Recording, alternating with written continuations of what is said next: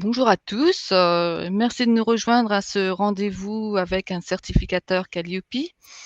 Nous sommes donc dans ce dernier rendez-vous puisque bon, nous en avons organisé 6 depuis fin 2020. Donc, s'il y a d'autres besoins à remettre en place ces temps d'échange avec les certificateurs, il n'y aura aucun problème. Donc, n'hésitez pas à nous le faire remonter, pas de souci. Donc, comme vous le savez, hein, ce webinaire consiste aussi à prendre contact avec un certificateur qualité, à échanger avec lui et surtout pour bon, vous aider à mieux identifier justement les prestations de ces certificateurs. Donc, n'hésitez surtout pas à leur poser des questions, ils sont là pour ça. Donc, voilà. Donc pour rappel, hein, cette certification Calliope sera donc obligatoire à partir du 1er janvier 2022 et celle-ci s'adresse particulièrement aux organismes de formation hein, qui souhaitent bénéficier des fonds publics ou mutualisés. Donc aujourd'hui, nous accueillons François Berthaud du groupe AFNOR. Bonjour François.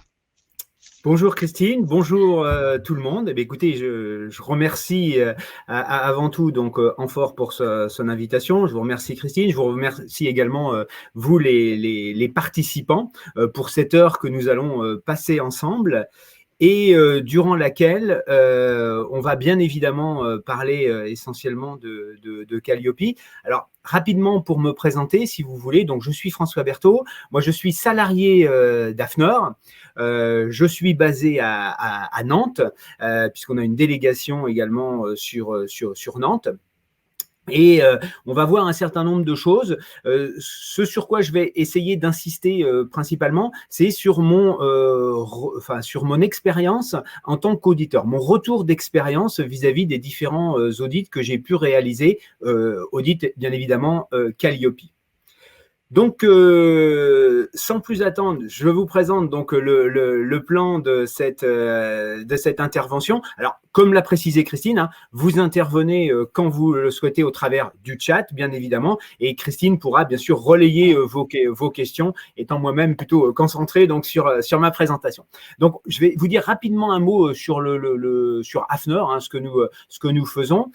Après, on ira dans le décryptage justement du référentiel, parce que il est important quand même de resituer justement ces différentes exigences, et c'est au travers ce point donc de contexte et de décryptage plus particulièrement que je mettrai en évidence, si vous voulez, mon retour d'expérience, les fois où j'ai pu rencontrer j'ai été face à des organismes qui avaient quelques difficultés vis-à-vis d'indicateurs.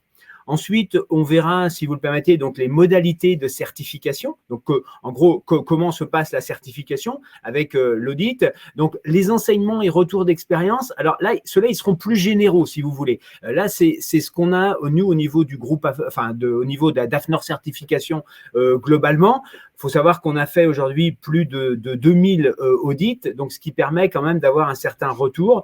On a en plus, si vous voulez, un système d'auto-évaluation sur notre site internet gratuit, donc qui nous a permis là aussi d'emmagasiner, si vous voulez, de la donnée et de voir là où il pouvait y avoir les plus grandes difficultés.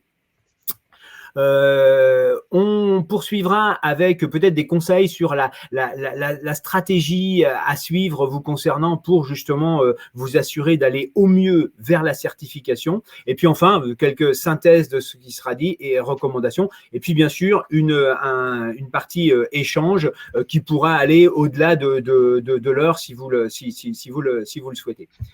Donc, je vous propose de commencer avec donc AFNOR. Alors, AFNOR, donc qui signifie Association française de normalisation. Donc, nous sommes une structure associative qui est organisée autour de 4 grands métiers. La normalisation. Alors, on a deux activités principales. Opérateur français, si vous voulez, du système de normalisation. C'est-à-dire qu'à ce titre, on travaille avec les bureaux de normalisation sectoriels, comme le bureaux de normalisation de l'automobile, par exemple, ou de l'aéronautique.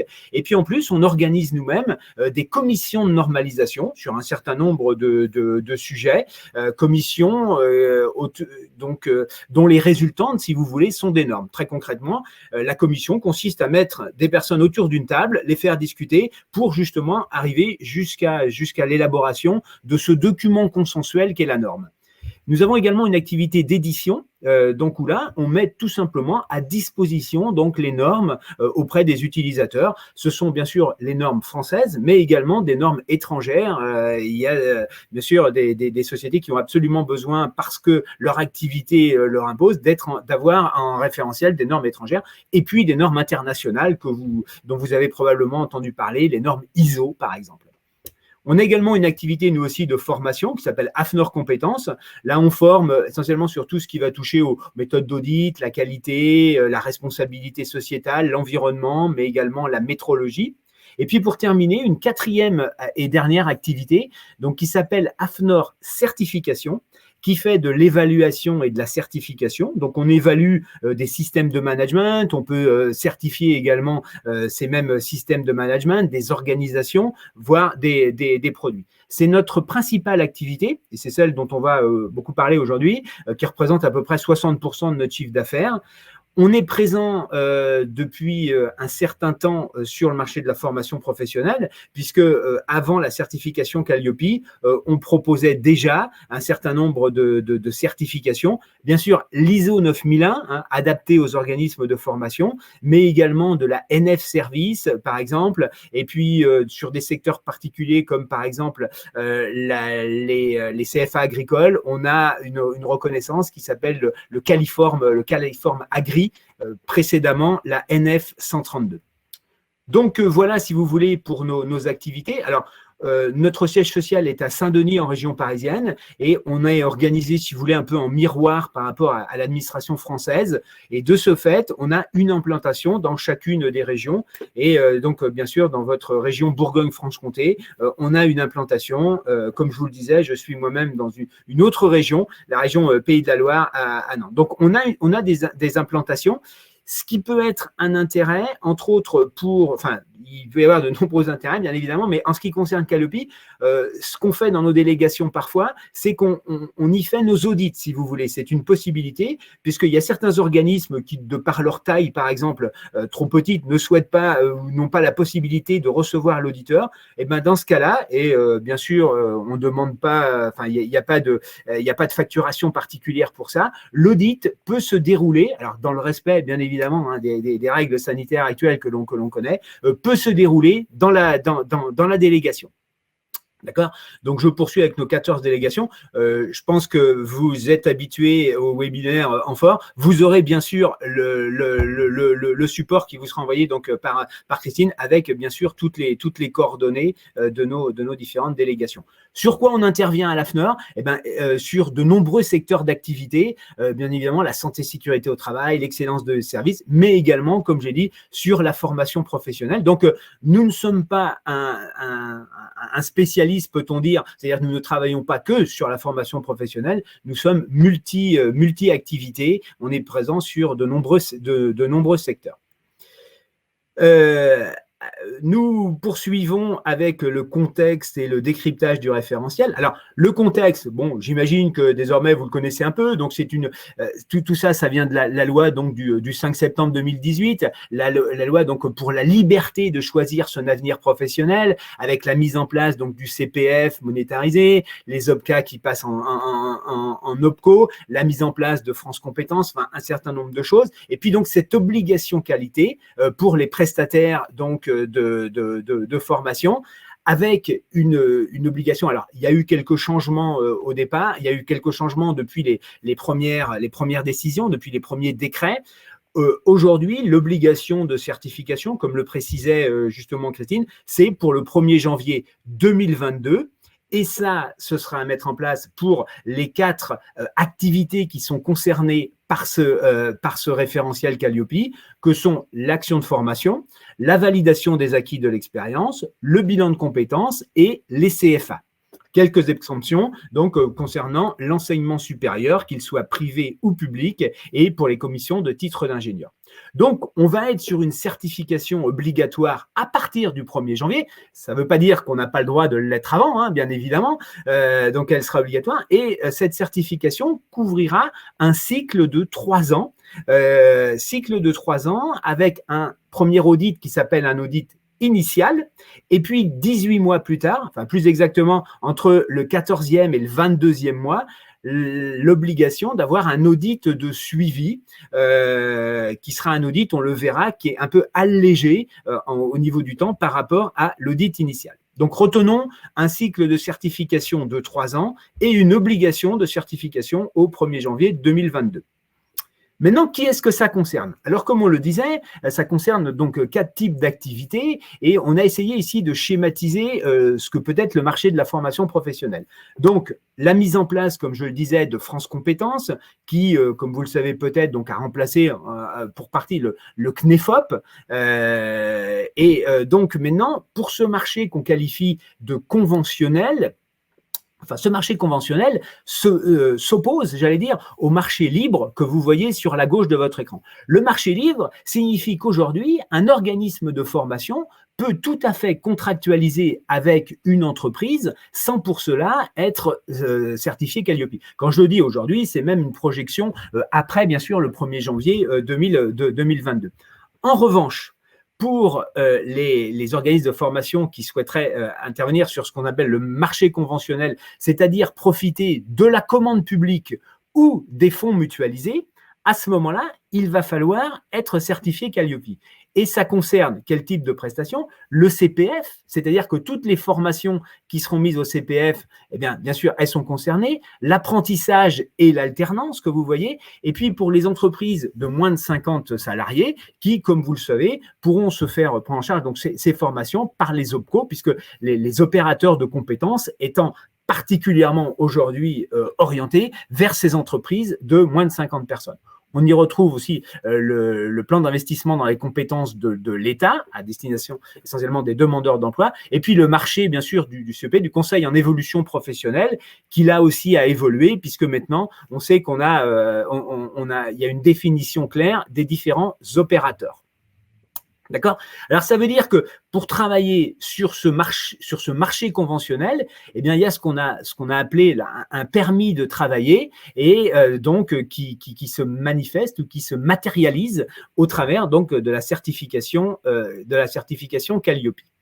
Alors, c'était pour le contexte, mais non, qui dit certification dit on certifie par rapport à quelque chose. Et là, on certifie par rapport à un référentiel qui s'appelle le référentiel national qualité, qui a donc été écrit. Alors, il comporte 7 critères, si vous voulez, qui ne sont autres que les grandes phases, si vous voulez, que connaît un organisme de formation.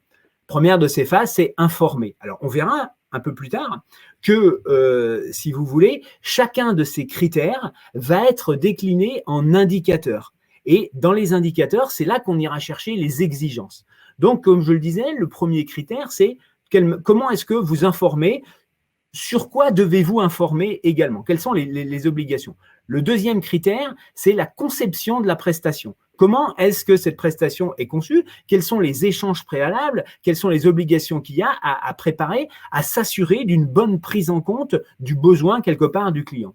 Le critère 3 est concentré sur la mise en œuvre de la prestation. Alors, on verra, là, on est un peu, si je peux me permettre, dans le cœur du réacteur, et on verra d'ailleurs que sur ce critère 3, il y a beaucoup d'indicateurs, bien évidemment. C'est celui qui embarque le plus d'indicateurs, parce que le déroulement de la prestation, ça reste bien évidemment une étape majeure.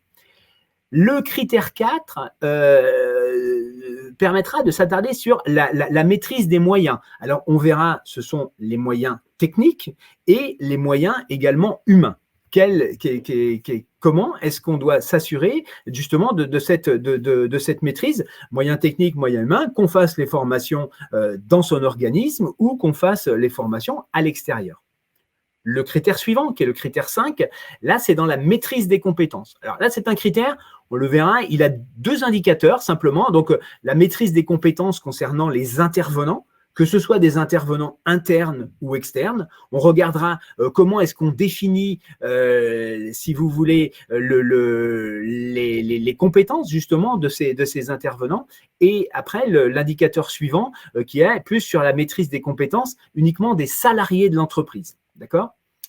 Le critère 6 et le critère 7. Alors, le critère 6, on l'a mis un peu au milieu, pas qu'un peu d'ailleurs, on l'a mis carrément au milieu, je l'ai mis au milieu. Pourquoi ? Parce que d'abord, c'est un nouveau critère par rapport à ce que vous connaissez peut-être pour certains d'entre vous, qui est le Datadoc. Dans le Datadoc, on retrouvait certains de ces critères, on retrouvait 6 de ces 7 critères. Donc on verra, on y retrouvait une partie du critère 7. Par contre, on ne retrouvait rien sur le critère 6. Le critère 6, si vous voulez, il va vous aider à vous situer dans ce qu'on appelle votre écosystème. C'est-à-dire que l'organisme de formation, il n'est pas en hors-sol, il doit interagir avec des exigences réglementaires, avec des sous-traitants dans certains cas. Donc on verra justement là quelles sont les exigences par rapport à tous ceux avec quoi vous interagissez.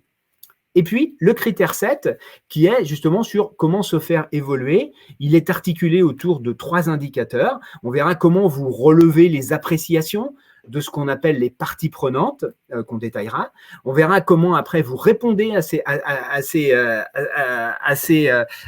appréciations, et puis comment vous vous servez des appréciations pour améliorer votre système de fonctionnement. Et c'est là où on rentre dans un système un peu vertueux au niveau de la qualité, qui est cette notion d'amélioration continue.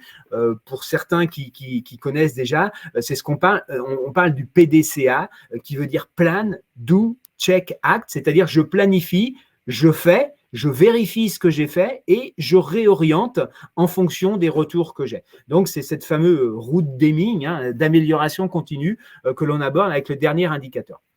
L'ensemble des 32 indicateurs qui sont couverts dans ces 7 critères ne concernent pas toutes les prestations. On verra qu'en fonction de vos activités, vous pouvez être concerné uniquement par 22 indicateurs. Et ça peut aller jusqu'à 32 pour les CFA.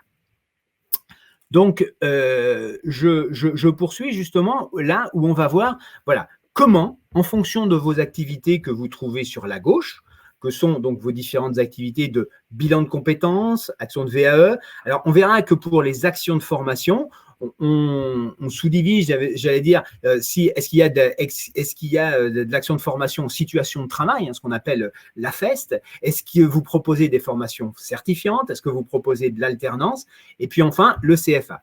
Donc, on est sur 22 indicateurs communs. Ces 22 indicateurs communs concernent les bilans de compétences. Et puis après, en bas, donc, quand on fait de l'action de formation, eh bien, les 10 indicateurs qu'on qualifie de spécifiques concernent donc les CFA. Après, pour les autres, eh bien, vous voyez, au cas par cas, certains indicateurs, vous êtes concernés, je vais le dire dans ce sens, par certains indicateurs, vous n'êtes pas concernés par d'autres indicateurs. Voilà, si vous voulez, ce qu'il en est pour le cadre de ce référentiel. Ce que je vais proposer maintenant, c'est de rentrer, alors assez rapidement, là on n'est pas sur une formation décryptage du référentiel, c'est plutôt justement, comme je vous l'ai annoncé en introduction, c'est commencer à regarder, passer en revue, alors on va pas s'arrêter indicateur par indicateur et bien le détailler, mais plus globalement, et puis donc vous proposer mon retour d'expérience par rapport à ces différents critères. Christine, est-ce qu'il y a des questions à ce niveau-là par rapport à tout ce que je dis, avant qu'on rentre vraiment dans une forme de décryptage assez raccourci du référentiel? Pour l'instant, aucune question. Très bien. Eh bien, écoutez, merci. Donc, je poursuis. Et encore une fois, n'hésitez pas. En général, peut-être que les questions vont arriver justement avec cette partie de décryptage. Donc, comme je le disais, premier critère, là, on va être sur quelles sont les informations qui doivent être données au public. Donc, vous voyez sur le petit rectangle de la partie droite qu'on va différencier les indicateurs généraux. Ici, c'est l'indicateur 1 et 2 des indicateurs spécifiques. Cette organisation, cette présentation, on la trouvera sur les 7 indicateurs. Donc, ici, il y a 3 indicateurs. indicateur 1, 2, donc encore une fois, ce sont des indicateurs généraux, et puis l'indicateur 3 qui est un indicateur spécifique. Donc là, ce qu'on va donc demander au travers des 2 premiers indicateurs, ce sont les différentes informations qui vont être proposées. Alors, les informations générales, bon, ben, ça peut être les qui sont d'ailleurs qui correspondent à une liste finie. Je fais référence, quand je dis que ça fait référence à une liste finie, donc à ce qui s'appelle le guide de lecture. Le guide de lecture, c'est un document qui est important. Vous verrez, j'y ferai allusion plus tard avec un lien qui vous permettra de vous le procurer si vous ne l'avez pas déjà fait.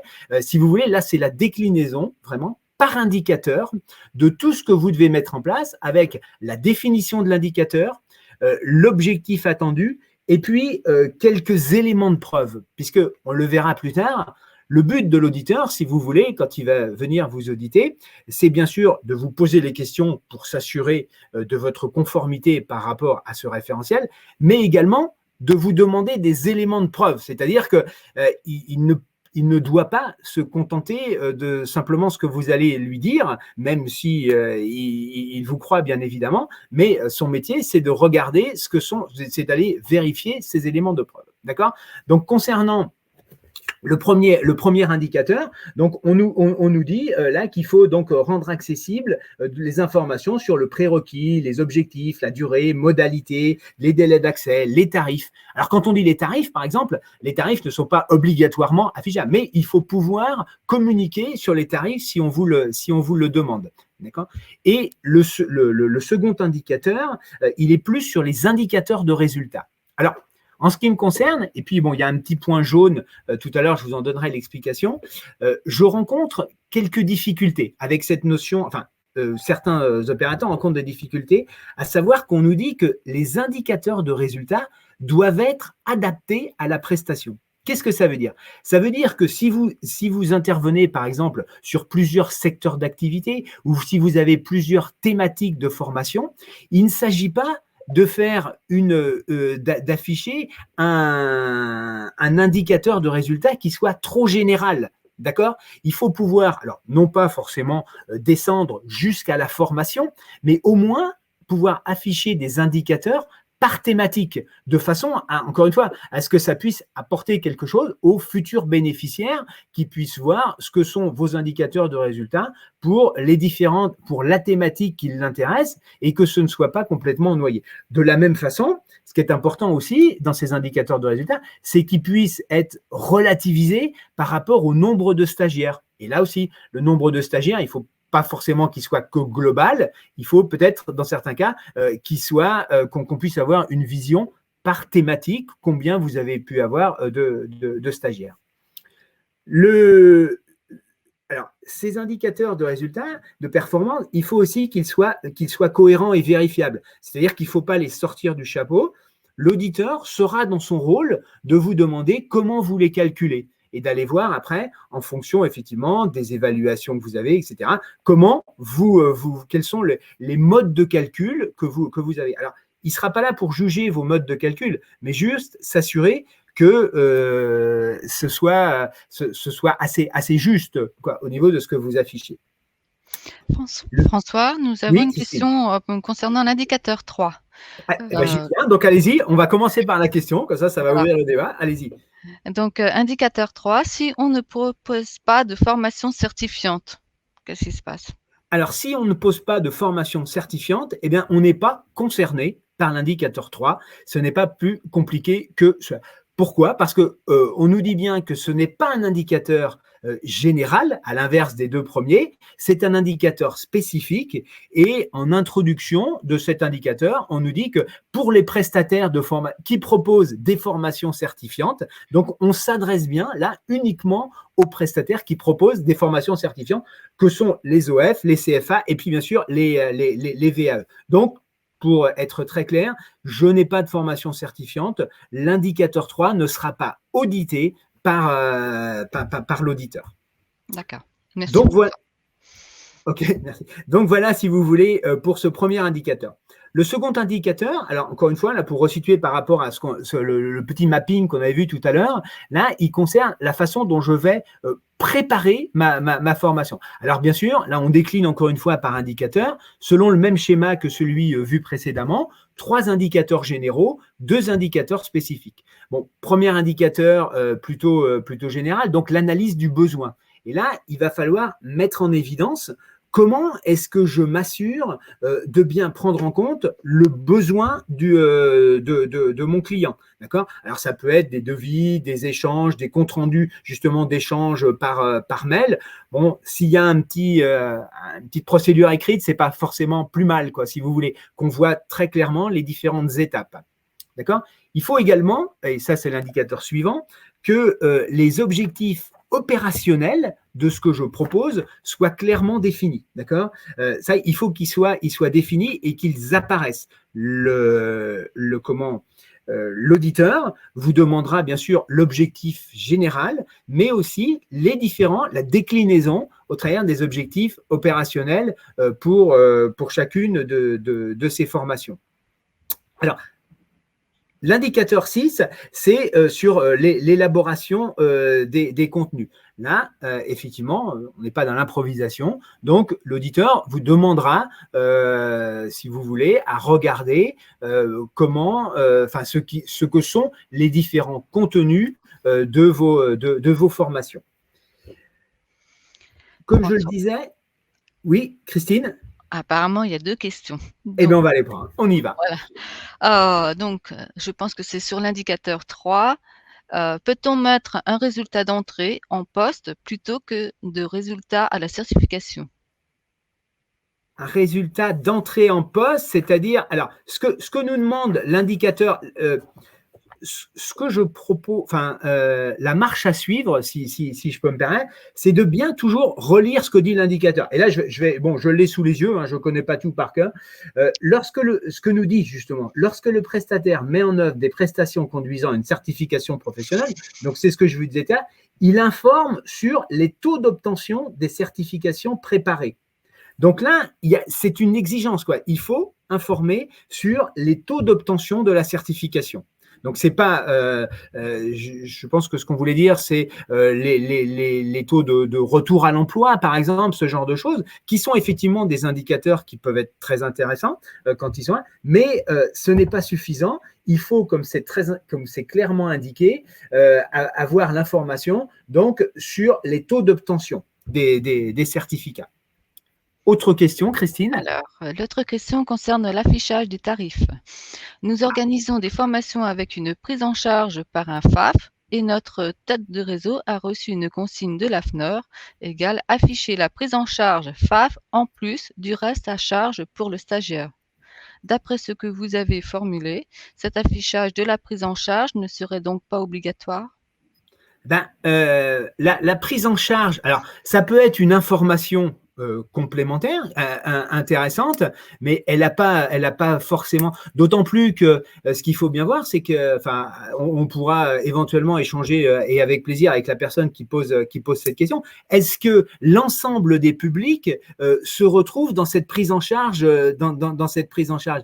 Il faut bien s'en assurer. Et moi, j'en ai pas la certitude. Donc, il faut que pour n'importe quel bénéficiaire, il ait l'information complète et suffisante relative justement à cette politique de prix.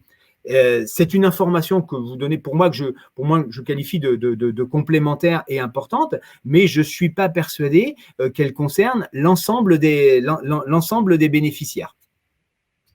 Donc voilà, si vous voulez, la réponse que je pourrais apporter. Je reviens, si vous voulez, aux critères. Et si encore une fois la personne souhaite aller plus loin, mes coordonnées sont présentes sur la prestation, sur le support, et on pourra échanger sur le sujet.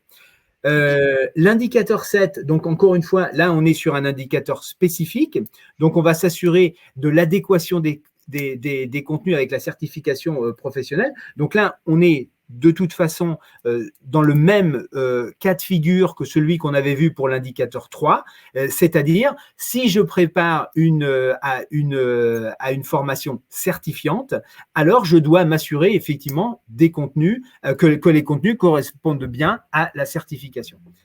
Et enfin, alors l'indicateur 8, qui est un indicateur sur le positionnement, alors là aussi, j'ai rencontré quelques soucis, puisqu'on nous dit que le prestataire détermine les procédures de positionnement et d'évaluation des acquis à l'entrée de la prestation. Alors, cet indicateur, dans l'absolu, on ne nous dit pas qu'il s'adresse uniquement aux prestataires qui proposent des formations certifiantes.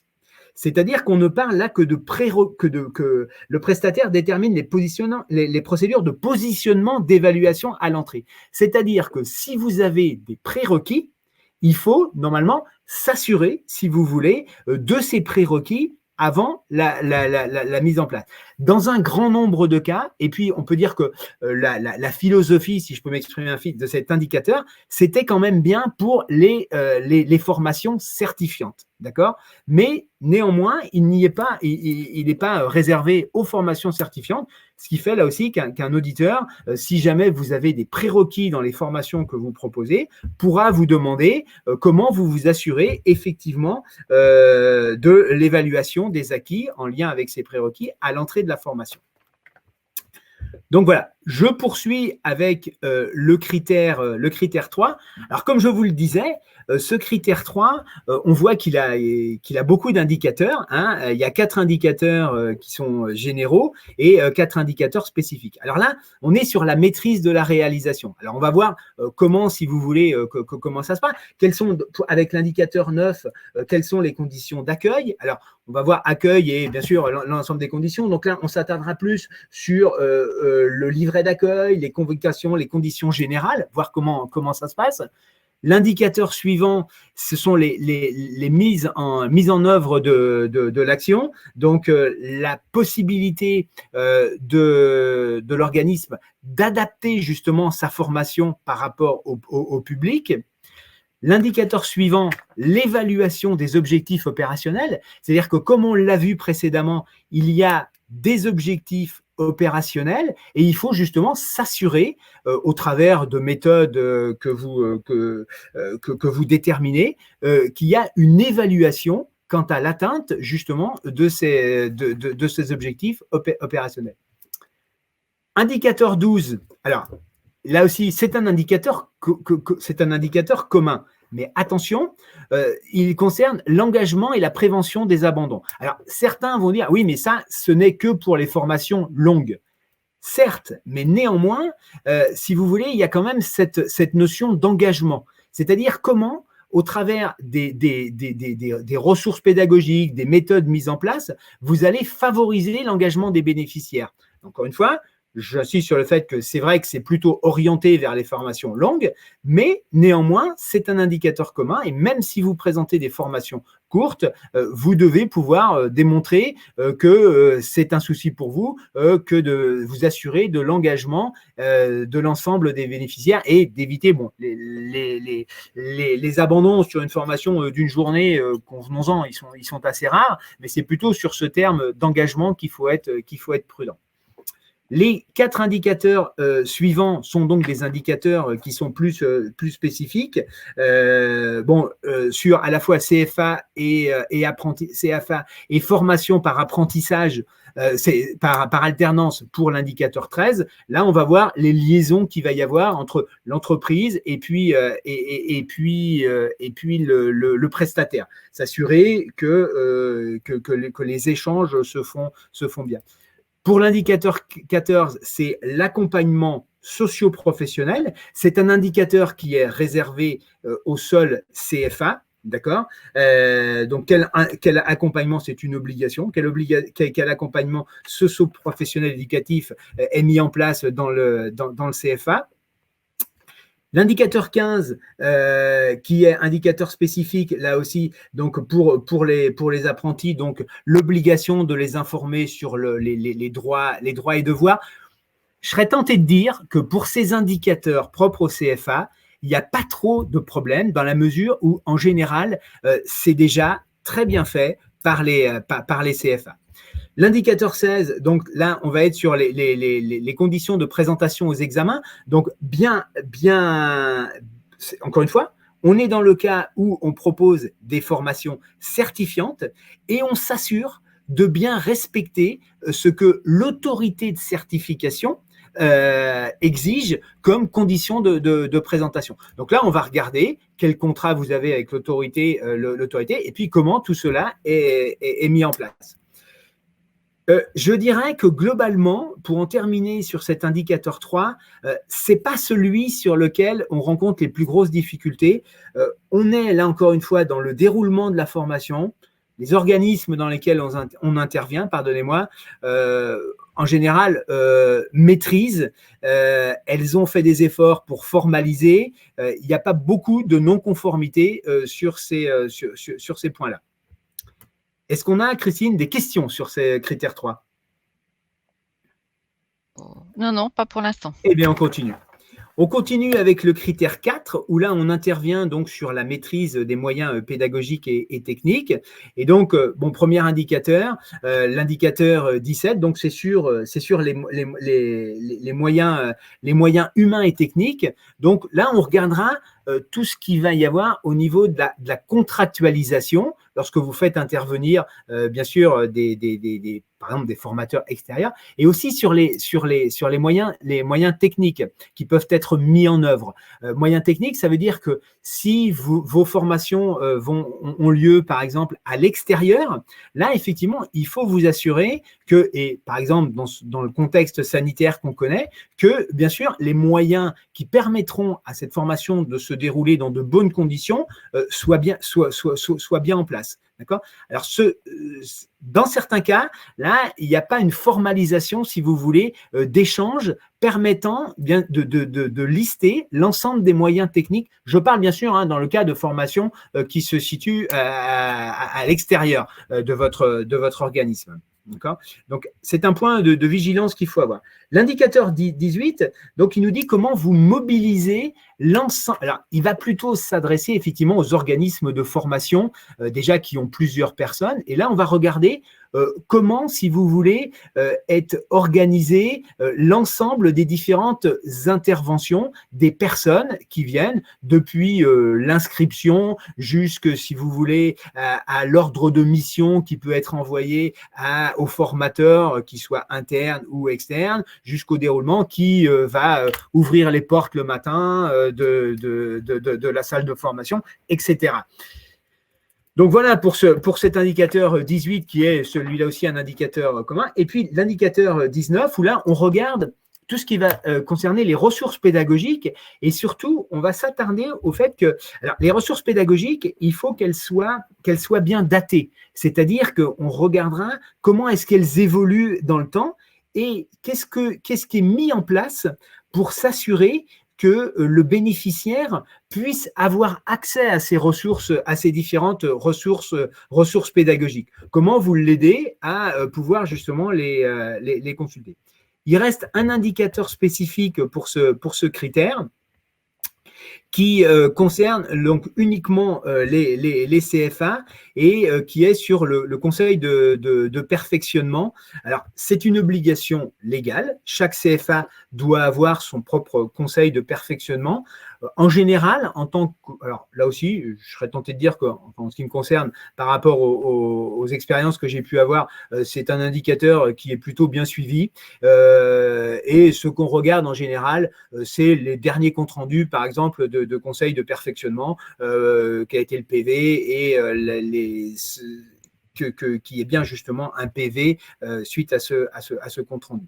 Alors, comme pour les critères précédents, on a mis ici quelques exemples de preuves qui peuvent être demandées. Alors, les exemples de preuves, attention, et ce que je dis pour le critère 4, bien sûr pour chacun des critères, c'est pas une obligation. On ne doit pas avoir obligatoirement tout ce qui est cité. Ce sont des exemples de ce que peut demander l'auditeur. D'accord ? Donc, je poursuis avec le critère 5.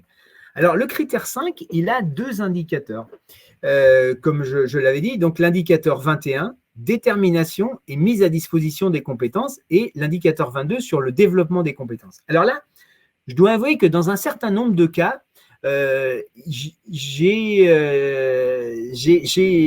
été avec des organismes de formation qui avaient rencontré quelques difficultés. Pourquoi? Parce que cet indicateur 21 nous dit que le prestataire, alors je lis, détermine, mobilise et évalue les compétences des différents intervenants internes ou externes.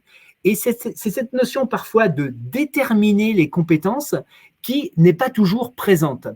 Je pense là plus particulièrement, alors je ne sais pas si certains seront concernés, mais à des sociétés qui ont leur propre organisme de formation et qui parfois proposent à une personne qui a une autre activité de devenir formateur sans avoir tout à fait formalisé à la fois au départ quelles compétences il fallait avoir. De la même manière, dans cet indicateur, on doit bien s'assurer d'un parcours d'intégration. Alors là, c'est valable pour tout le monde, pour un nouveau formateur. Et comment, de quelle manière, on va justement évaluer ce formateur. Là, il faut que ce soit formalisé. L'indicateur 22 pose moins de soucis. Pourquoi? Parce que là, on s'adresse essentiellement, même exclusivement, pardonnez-moi, aux salariés, puisqu'on nous dit dans cet indicateur qu'il faut entretenir et développer les compétences de ces salariés. Vous savez que c'est une obligation légale avec l'entretien professionnel, et il y a en règle générale un plan de développement des compétences dans l'entreprise. Donc, celui-ci est plutôt bien respecté. Je mettrai donc juste, concernant globalement ce critère 21, un petit warning, un petit point d'attention donc sur l'indicateur 21. Et donc, les exemples de preuves ici sont intéressants. Quelles sont les modalités de recrutement, d'intégration pour les nouveaux arrivants, par exemple. Je poursuis avec le critère 6. Alors là, c'était le nouveau critère, beaucoup de points jaunes, beaucoup de points rouges. Je vais vous expliquer pourquoi tout à l'heure. Alors, sur cet indicateur, donc, on commence par 5 indicateurs communs, 5 indicateurs communs. Les premiers concerne la veille. Alors, comme je le disais, le critère 6, pardonnez-moi, décidément, le critère 6, c'est comment vous vous situez dans votre écosystème. Donc, on va vous demander de faire de la veille. Alors, la veille, elle va être sur 3 axes. Une veille légale, une veille sur les compétences des métiers et des emplois sur lesquels vous intervenez. Par exemple, vous faites de la formation sur les métiers du commercial, vous faites de la formation dans l'agroalimentaire. Donc là, on va vous demander de veiller tout ce qui concerne ce segment d'activité. D'accord ? Et enfin, dernier indicateur sur la veille, l'indicateur 25, où là, on va vous demander comment est-ce que vous veillez sur les innovations relatives aux compétences en matière pédagogique, c'est-à-dire comment ça peut être mis en œuvre, tout simplement au travers de la participation à des salons, de l'échange avec d'autres organismes, de s'associer à la lettre d'information du CARIFOREF, par exemple, qui peut donner des informations dans certains cas, c'est-à-dire avoir un réseau qui vous permet justement d'être informé de ces différentes innovations. Alors, concernant ces 3 critères, 23, 24, 25, il faut bien sûr pouvoir mettre en œuvre cette veille, et ensuite pour les plus gros organismes, comment est-ce qu'elle est diffusée la veille, de façon à ce que les personnes qui sont concernées, qui peuvent être intéressées, puissent justement avoir l'information. L'indicateur 26, alors très important, comment je suis en mesure d'accueillir et d'accompagner une personne qui serait en situation de handicap. Et là, ce qui est demandé, c'est de pouvoir démontrer que vous avez, là aussi, c'est comme pour les indicateurs précédents, que vous avez identifié un réseau susceptibles de vous accompagner le jour où vous allez devoir accueillir justement une personne en situation de handicap et pouvoir vous adapter justement, vous adapter. Voilà. Alors il y a bien sûr plusieurs organismes et puis il faut là également avoir une liste relativement exhaustive, montrer que vous avez bien identifié les interlocuteurs là-dessus. Dernier indicateur, c'est dernier indicateur commun, l'indicateur 27 sur la maîtrise de la sous-traitance. Alors celui-ci, il est important. Je rappelle que le sous-traitant n'a pas obligation d'être certifié Calliope. En revanche, si vous sous-traitez une partie de vos activités, vous portez la responsabilité. Donc, il faut là qu'on regardera au travers, par exemple, d'un contrat de service ou enfin du type de contrat que vous pouvez avoir avec le sous-traitant de façon à vous assurer qu'il respectera bien les exigences qui le concernent. Et les exigences qui le concernent seront dépendantes, si vous voulez, du niveau de sous-traitance qu'il aura avec vous. D'accord ? Deux indicateurs plus spécifiques que sont les indicateurs 28, donc pour les CFA. Alors, pareil, pour le 28, c'est pour tout ce qui touche les formations en situation de travail, donc l'action de formation en situation de travail, donc la FEST, dont on avait parlé précédemment. Et puis l'indicateur 29, uniquement pour les CFA, donc qui concerne les actions qui concourent à l'insertion professionnelle. Comment on aide l'apprenti à avoir son insertion professionnelle. Je poursuis avec le dernier critère, le critère 7. Alors, comme on le disait, là, celui-ci, donc, comment est-ce qu'on recueille les appréciations des parties prenantes? Alors, les parties prenantes, elles sont au nombre de 4. Vous avez les bénéficiaires, vous avez les formateurs, vous avez l'entreprise et puis les financeurs. Donc, il faut que vous démontriez qu'un système en place vous permet de recueillir justement ces appréciations. Alors, bien sûr, en règle générale, pour les bénéficiaires, il y a une évaluation qui est faite à chaud et dans certains cas à froid. Il faut montrer de quelle manière vous vous assurez aussi d'avoir une appréciation de la part du contractant, de l'entreprise, des formateurs pour que eux effectivement vous donnent leur appréciation sur la façon dont les différentes formations auxquelles ils participent sont organisées. Donc ça, c'est la première des choses. En général, bon là, il faut démontrer comment c'est recueilli. Un tableau en général est apprécié, permettant effectivement de voir qu'il y a bien ces enquêtes de satisfaction qui sont réalisées. Pour les formateurs, ça peut être des comptes rendus d'entretien qui ont lieu à des fréquences régulières, voilà. Et puis, pour les entreprises, ça peut être aussi compte rendu d'entreprise. Pour les financeurs, soit au travers de questionnaires qui leur sont envoyés. Alors, on me dit parfois qu'il n'y a pas de retour, ce que je vais bien entendre, mais je dis, de mon côté, vous avez parfois des échanges avec eux. Lors d'un échange, ça peut être aussi l'occasion de dire, écoutez, est-ce qu'on peut faire un point sur la dernière formation pour lesquelles vous êtes intervenu en tant que financeur. Après, avec l'indicateur suivant, on va regarder comment, effectivement, une fois que vous avez recueilli ces informations, comment vous les traitez. Et là, on regardera effectivement comment vous répondez à ce qui a été dit. Et puis, le dernier indicateur, là, on rentre, comme je le disais précédemment, dans le plan d'amélioration, c'est-à-dire que là, on se pose la question de savoir, par rapport à ces appréciations, ces remarques qui ont été faites, comment éventuellement je peux m'en servir pour améliorer ma prestation. Et c'est donc ce fameux PDCA que j'abordais qui est proposé. Donc voilà, donc indicateur 7, critère 7, pardonnez-moi, 3 indicateurs, mais là ce sont tous des indicateurs communs, encore une fois, donc qui concernent l'ensemble des prestataires. Et donc voilà maintenant sur cette dernière vue sur le référentiel, la signification de ces points verts, jaunes et rouges, c'est-à-dire qu'on s'était dit par rapport au Datadoc, quels sont les points qui vont être les plus difficiles. Alors, sauf que dans un certain nombre de cas, puis on le verra tout à l'heure avec le retour, ça s'est avéré vrai, mais ce qu'on constate malgré tout, c'est que ce critère 6 qui étaient un nouveau critère et sur lesquels il y avait un impact soit moyen, soit important par rapport au Datadog, eh bien, on trouve que ça a plutôt été bien travaillé. Et donc, ce n'est pas sur ce critère 6 qu'on retrouve le plus de non-conformité. De la même manière, l'indicateur 32, qui était, comme je vous le disais, assez nouveau, hein, je rappelle l'indicateur 32, c'est-à-dire comment on met en place un système d'amélioration continue.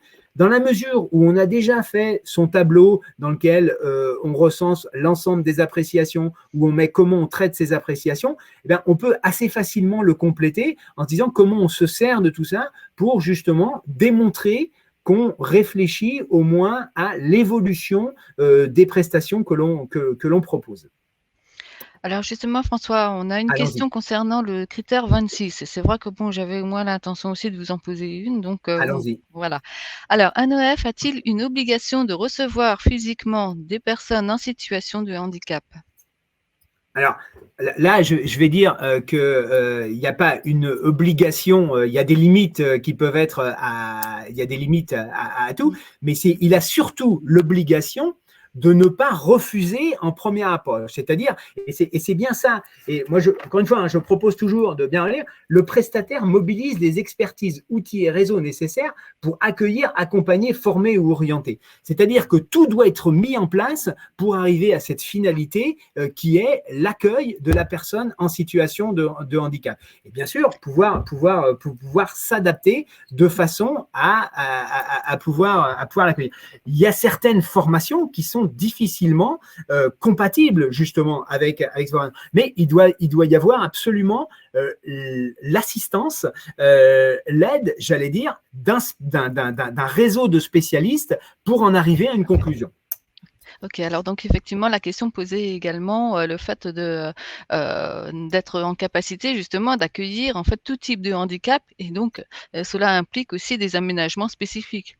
Donc, alors, il peut y avoir effectivement dans certains cas des aménagements spécifiques, mais on imagine bien qu'on ne va pas complètement réorganiser son magasin. En revanche, effectivement, il y a peut-être la possibilité justement de trouver une solution de façon à ce que la formation, par exemple, soit externalisée. Il peut y avoir, bien sûr, après des difficultés relatives à des plateaux techniques, des choses comme ça. Mais l'analyse doit être menée. C'est ça qui est important. Est-ce qu'il y a d'autres questions, Christine, sur ce sujet? Pour l'instant, non. Elle était essentiellement sur le critère 26. Alors, c'est vrai que l'indicateur 26, alors là, on l'avait mis avec un point rouge parce que c'est vrai que c'est un indicateur… il y a dans certains cas, c'est vrai, enfin dans une majorité de cas, on sent bien, d'autant plus que cette notion du handicap, elle est relativement transverse, puisque bon, comme il fallait aller assez vite, je n'en ai pas forcément parlé, mais par exemple, sur l'indicateur 1, il faut également communiquer sur la capacité à recevoir les personnes en handicap. C'est-à-dire qu'il ne faut pas qu'elles se sentent directement exclues, donc il y a une ouverture qui doit être faite en disant que tout à fait possible d'ouvrir la formation aux personnes en situation de handicap. D'accord ? Tout à fait. Et d'ailleurs, la GFIP va lancer une campagne de formation et d'information auprès des organismes justement pour accompagner et intégrer le public du handicap. Donc Amphore fait partie également du relais de la GFIP et vous aurez bientôt les nouvelles actions qui seront proposées. Très bien, merci Christine. Donc, alors les modalités de certification, parce que je vais devoir accélérer un peu. Donc, première chose, il y a des textes. Donc, c'est une certification réglementaire. Donc, il y a les décrets et puis ce dont je parlais ici, qui est le guide d'application qu'il faut bien évidemment prendre en compte. Maintenant, ce processus de certification, comme je le disais, ce qui est important, c'est que c'est un cycle de certification de 3 ans. On commence par un audit initial, et puis à 18 mois, alors on a mis 18 mois, mais c'est entre 14 et 22e mois, donc un audit de suivi, qui est un audit allégé, on verra les dates, et qui ensuite donnera lieu à un audit de renouvellement, et on repartira donc pour une période de 3 ans. Qu'est-ce qu'on certifie? On certifie à partir d'un NDA, d'un numéro d'activité. D'accord? Et ça, c'est important, c'est-à-dire que la certification Calliope correspond à un seul numéro NDA. On verra tout à l'heure l'organisation peut-être multisite. Donc, les facteurs qui permettent de dimensionner la durée de l'audit sont à la fois le chiffre d'affaires. Alors, on le voit ici, chiffre d'affaires inférieur à 150 000 euros, entre 150 et 750 ou supérieur à 750, le nombre de jours. Ensuite, en fonction de vos activités, que peuvent être donc formation continue, bilan de compétences, VAE, apprentissage, on rajoute ou pas des jours. Et puis, il y a également, pour les multisites, cette notion d'échantillonnage qui donne lieu là aussi à des demi-journées supplémentaires pour la durée de l'audit. Donc, audit initial, l'audit de surveillance avec les différentes durées. Et puis, ici, on voit que, alors, pour ceux qui seraient déjà certifiés, la certification, une certification ou un label CNEFOP, ils ont uniquement pour l'audit initial, un allègement, si vous voulez, de la durée de l'audit. Donc ici, c'est clairement indiqué. En fonction donc de vos activités, vous voyez qu'il y a un allègement. En revanche, pour l'audit de suivi, on retombe sur une durée classique. Alors, je fais un slide sur l'approche multisite. Pourquoi? Parce que c'est important et il faut bien la regarder. Première chose à intégrer, c'est que lorsqu'on est en multisite, il faut que le système de management, le système qualité, couvre l'ensemble des sites. D'accord? Et on va différencier la fonction centrale des sites supplémentaires. Et donc, la durée de l'audit comprendra la fonction centrale et après, ce sera la racine carrée donc, des sites supplémentaires. Très concrètement, pour illustrer rapidement, j'ai une fonction centrale et j'ai 9 sites. Racine carrée de 9, c'est 3. Et donc, le nombre de sites à auditer seront de 4, c'est-à-dire ma fonction centrale, et 3 qui est la racine carrée de 9. Donc, 4 sites seront audités pour ce type d'organisme. L'arrondi, là, j'ai pris un chiffre rond. Autrement, l'arrondi se fait à l'entité, l'entier le plus proche. Pardon. Donc, voilà. L'approche auditeur. L'auditeur, ce n'est pas un inspecteur. Quand on va venir auditer, on aura cette posture bienveillante, cette posture d'échange, de compréhension de comment vous travaillez, de ce que sont vos spécificités. Et donc, c'est avant tout une période d'échange. Et chose importante également à préciser, c'est-à-dire qu'on s'adapte à la taille de l'organisme. On sait très bien, en fonction du fait qu'il y a un organisme avec une seule personne ou 50 personnes, ce n'est pas la même organisation. On le voit par exemple pour la coordination donc, des différentes interventions. Quand c'est une seule personne qui fait tout, peut-être un peu moins besoin de formalisme que quand il y a 3, 4, 5 personnes qui interviennent. Donc, il y a cette adaptation. De la même manière, si vous voulez, l'auditeur, lorsqu'il va auditer, ne va pas vous dire, lorsque simplement il va vous renvoyer le rapport d'audit, où sont les non-conformités. Les non-conformités, on en discute au moment où on les voit et on dit pourquoi il y a non-conformité. D'accord? C'est pas une surprise. Alors, justement, en parlant de conformité, non-conformité, il y a conformité, on va passer. Lorsqu'il y a non-conformité, il peut y avoir 2 types de non-conformité, la non-conformité mineure ou la non-conformité majeure. La non-conformité mineure, dans le rapport d'audit, elle nécessite juste que vous disiez ce que vous allez mettre en place, c'est-à-dire le plan d'action pour permettre à l'auditeur de lever cette non-conformité. D'accord ? Et je vous dis, pardonnez-moi, que vous avez, tout ça c'est réglementé, vous avez 6 mois pour le faire. En revanche, lorsqu'il y a une non-conformité majeure, et pour chacun des indicateurs, dans certains cas, on vous permet d'avoir la non-conformité mineure ou majeure. Dans d'autres cas, il n'y a pas le choix, même s'il y a une partie des exigences que l'on a, il n'y a pas le choix que de retrouver cette non-conformité majeure s'il manque quelque chose. Et là, en plus du plan d'action, l'auditeur va exiger dans le retour donc, du rapport d'audit que vous allez lui faire, d'avoir, si vous voulez, la preuve de ce que vous mettez en place. Et là, ce n'est pas 6 mois que vous n'avez que 3 mois. D'accord? Une non-conformité mineure ne va pas bloquer la délivrance du certificat. Il faut aller au-delà de 4, c'est-à-dire à partir de 5, ça bloque. En revanche, une seule non-conformité majeure bloque la délivrance du certificat. D'accord ? Les enseignements et retours d'expérience. Alors là, si vous voulez, c'est les retours qu'on a eus sur notre site internet. Donc, concernant une analyse par critère là, que l'on a faite, ce qu'on voit, c'est sur de plus de 2000 répondants, donc on peut penser que on peut affirmer que ce soit significatif. Bon, il y a un niveau de conformité qui est plutôt qu'on qualifie d'élevé, donc qui est plutôt bon, homogène. Alors, le critère 4, qui est le mieux crédité, donc sur la maîtrise des moyens, je rappelle, humains et techniques. Et puis, le critère 6, sur lequel on se disait il va peut-être y avoir des problèmes, bah, ma foi, non, il n'y a pas trop de soucis. Plus gros problème, c'est sur effectivement le critère 1, sur la communication. Et là, on le verra plus tard, tout à l'heure avec le retour. Ici, c'est une analyse indicateur par indicateur, toujours sur le test en ligne qu'on propose, où on voit là les petits, on voit en creux les indicateurs sur lesquels il y a eu le plus de soucis.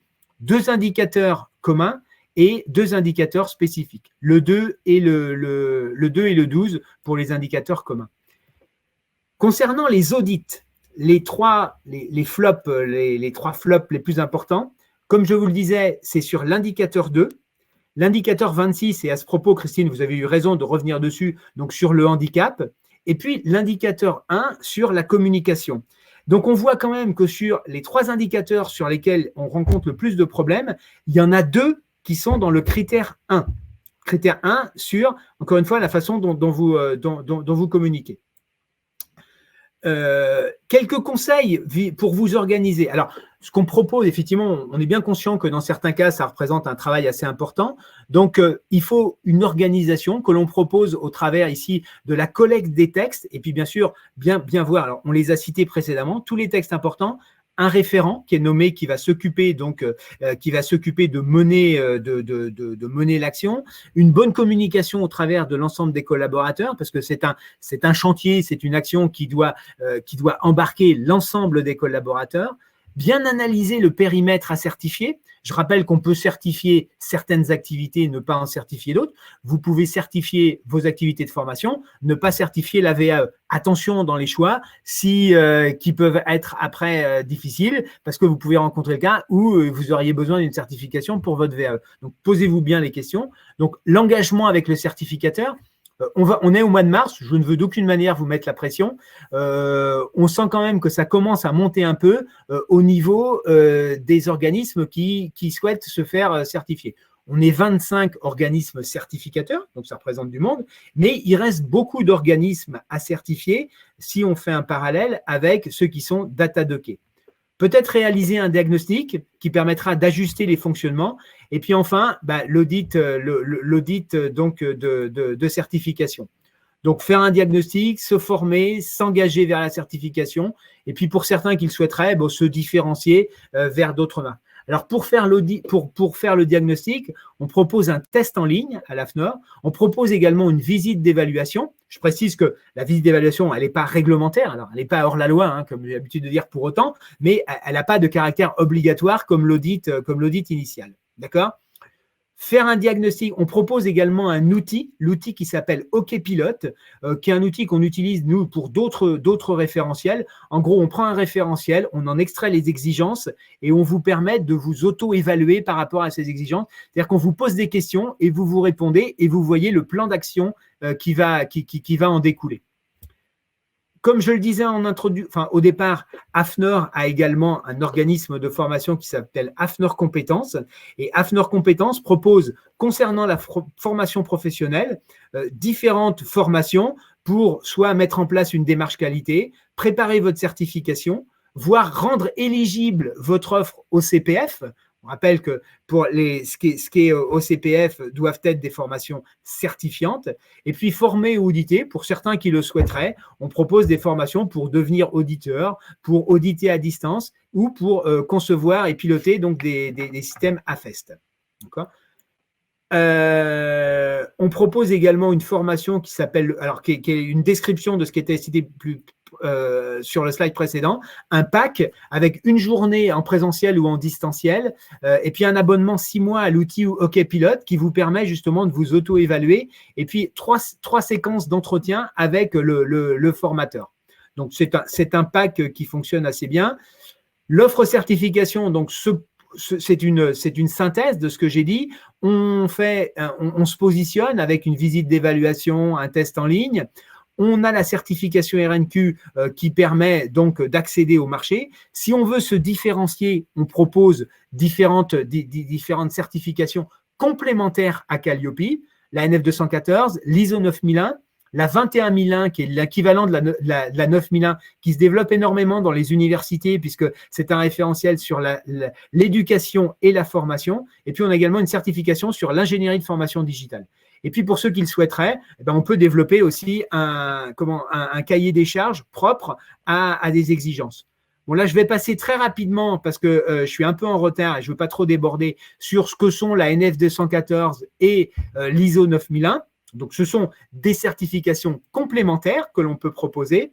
Et puis, bon, voilà, pourquoi choisir Hafner? Alors, on a 400 auditeurs. On a bien évidemment l'accréditation COFRAC qui est, je le rappelle, obligatoire pour pouvoir intervenir sur le marché. On a 1600 prestataires qui sont déjà certifiés. Nos délégations régionales qui permettent une certaine proximité avec la région. Et puis donc voilà, avec un petit peu de retard.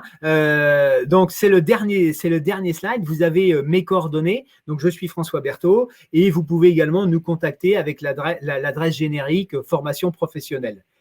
Est-ce qu'il y a des questions, Christine? Oui, j'ai une question. Donc, pour un CFA hors mur, si les UFA sont déjà certifiés Calliope pour la formation continue, est-ce que l'ensemble des indicateurs communs à l'apprentissage et à la formation continue relevant de la responsabilité des UFA seront de facto réputés conformes? Eh bien, non, on va regarder. Alors, effectivement, on va regarder malgré tout, puisque ce qu'on va certifier, c'est le CFA, hein, bien évidemment. Donc, il faut effectivement que l'auditeur s'assure. Alors, il regardera bien évidemment les différentes preuves, mais encore une fois, il va devoir certifier le CFA qui fonctionne hors mur. Alors, si l'ensemble des UFA, bien sûr, sont certifiés, c'est très, très bien, mais ça n'empêchera pas, si vous voulez, il n'y aura pas, je ne sais pas si c'est le sens de la question, mais il n'y aura pas d'audit allégé pour autant. Ils seront regardés. Il faudra effectivement apporter les différentes preuves. Voilà. Est-ce qu'il y a d'autres questions? Non, il y a juste une personne qui dit que bon, Amphore avait fourni un tableau Excel avec la totalité des indicateurs qui permettait effectivement de faire un autodiagnostic complet. C'est-à-dire Mais je j'avais pense que c'est… repris tous les indicateurs du référentiel national qualité et puis donc juste à côté j'avais mis on va dire des questions. Est-ce que c'est fait, c'est pas fait, en quoi, comment, voilà. Et ça permettait justement aux organismes d'avancer, de mieux Ouais. comprendre justement le référentiel. Alors, effectivement, comme je le disais, on peut se faire accompagner. Hafner a une offre, hein, comme qu'on a vu un peu précédemment. Mais c'est vrai que de la méthode et le tableau que vous proposez est un bon outil qui va en ce sens, au travers de colonnes, tout simplement, de bien reprendre l'indicateur. Encore une fois, moi, le conseil que je donne, c'est de bien le lire, hein. Chaque mot peut être important dans la définition qui en est donnée au travers du guide de lecture, et puis après vraiment s'auto-évaluer et puis écrire là où on répond pas, et puis sur les autres colonnes, bien sûr, j'allais dire le reste à faire, hein, comme on l'a dans un outil de gestion de projet, le reste à faire pour pouvoir répondre effectivement à l'ensemble des exigences pour chacun de ces indicateurs. C'est ce que propose, si vous voulez, l'outil OK-Pilote, mais de façon un peu plus peut-être sophistiquée, puisqu'on peut y mettre des interlocuteurs en charge de telle ou telle action.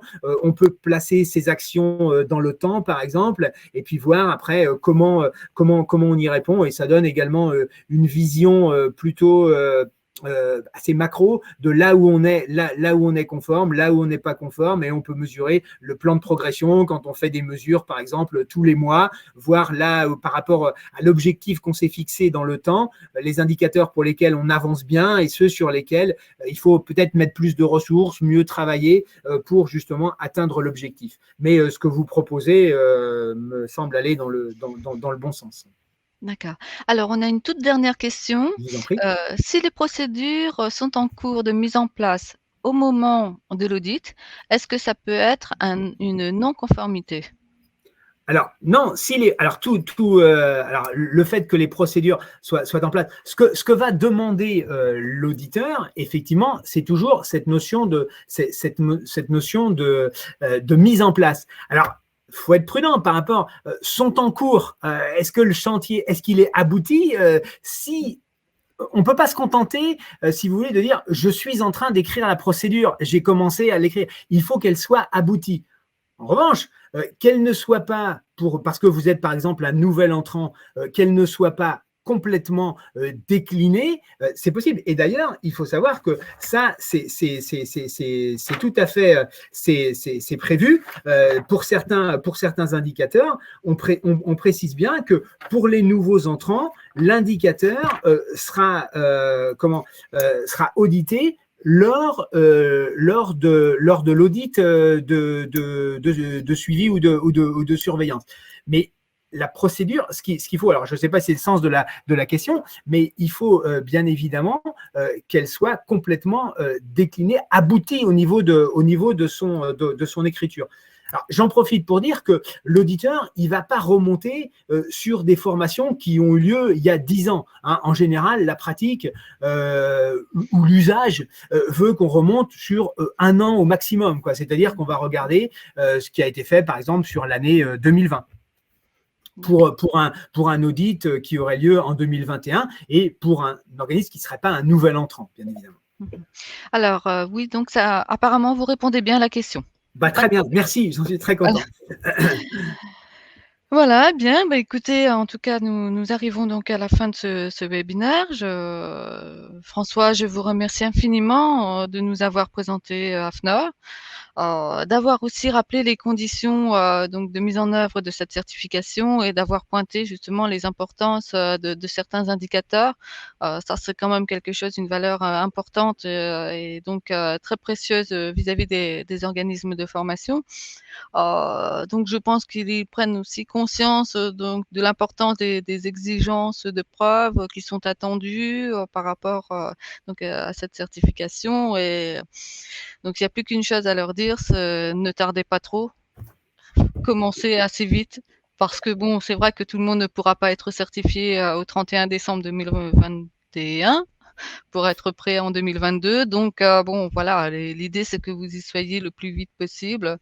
Et puis, bon, j'ai envie de dire que, bon, certes, c'est un investissement, certes, c'est relativement onéreux pour un petit organisme, mais franchement, c'est quelque chose quand même qui vous apporte, point de vue qualité, point de vue regard sur votre organisme de formation. C'est quand même, enfin, moi, en tout cas, pour toutes les rencontres que j'ai pu faire avec les organismes de formation qui ont été certifiés, ils en sortent grandis.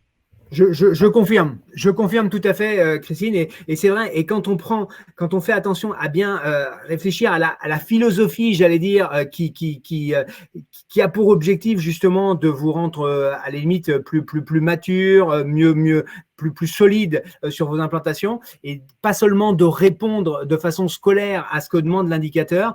C'est le retour aussi que j'ai des organismes qui disent ça nous aide vraiment à nous développer. Mmh. Tout à fait. Très bien. Bien, écoutez, donc nous arrivons à la fin. Donc, merci encore une fois, merci pour votre invitation, merci aux participants, et je reste avec mes coordonnées à votre écoute si vous le souhaitez. Tout à fait. Et puis donc bon, donc vous allez recevoir d'ici peu le support et donc le replay qui sera en brut, hein, parce que bon, il n'a pas le temps d'être habillé par Amphor, mais je vous l'envoie pour que vous puissiez le revoir rapidement. Et sinon, donc il sera sur la chaîne YouTube Amphor. Donc surtout, si vous avez besoin d'autres informations autour de la qualité, n'hésitez pas à nous contacter. N'hésitez pas non plus à contacter les certificateurs, ils sont là pour ça. Donc voilà. Mais écoutez, je vous remercie tous de votre participation. Merci encore une fois, François, pour cette intervention qui était vraiment excellente. Et puis je vous dis à très bientôt. Je vous souhaite un très très bon week-end à tous. À bientôt. Au revoir. Merci également. Au revoir, prenez soin de vous.